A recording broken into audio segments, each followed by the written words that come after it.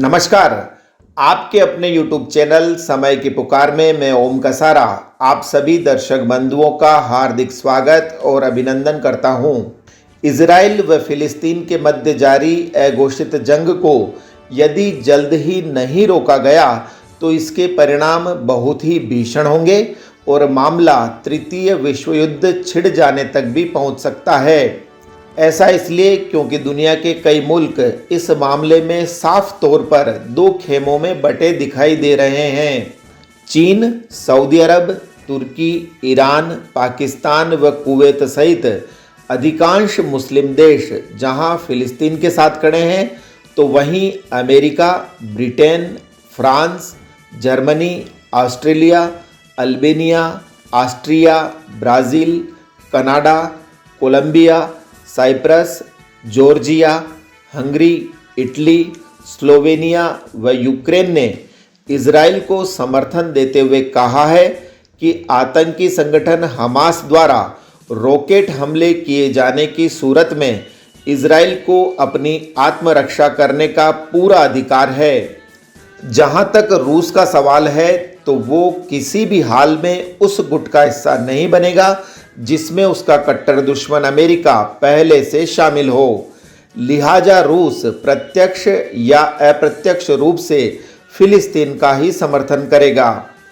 वैसे भी तुर्की के राष्ट्रपति तैयब एर्दोगन पहले ही रूसी राष्ट्रपति व्लादिमीर पुतिन से चर्चा करके कह चुके हैं कि अब समय आ गया है जब अंतर्राष्ट्रीय समुदाय द्वारा इजराइल को कड़ा सबक सिखाया जाए।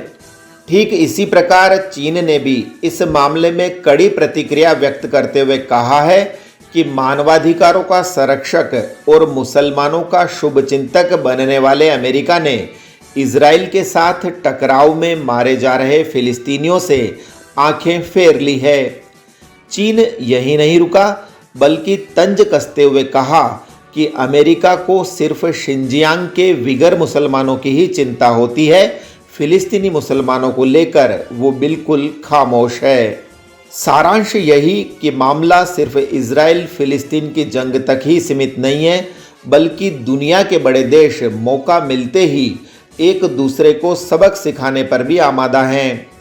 इसलिए वक्त की नज़ाकत है कि यह जंग जल्दी खत्म हो, लेकिन वास्तविकता यह भी है कि फिलिस्तीनी क्षेत्र में जान माल का भारी नुकसान हो जाने के बावजूद हमास द्वारा इजराइल पर रॉकेट छोड़े जाने का सिलसिला बदस्तूर जारी है, जिसके जवाब में इजराइल भी हवाई हमले करना बंद नहीं कर रहा है। अब तो प्रधानमंत्री बेंजामिन नेतन्याहू ने स्पष्ट कर दिया है कि उनके दुश्मनों के पूरी तरह शांत न हो जाने तक यह लड़ाई जारी रहेगी। ऐसे में यह अघोषित जंग किस घड़ी महायुद्ध में परिवर्तित हो जाएगी कोई कह नहीं सकता। वैसे फ्रांस के विश्व प्रसिद्ध दार्शनिक नास्त्रेदोमस ने तृतीय विश्व युद्ध शुरू होने का जो समय बताया है वो वर्तमान कालखंड ही है। नास्त्रेदोमस ने अपनी भविष्यवाणी में यह भी बताया है कि विश्व युद्ध लड़ने वाले एक पक्ष में चीन व सभी मुस्लिम देश शामिल होंगे, जबकि दूसरे पक्ष में अमेरिका, रूस व भारत सम्मिलित रहेंगे।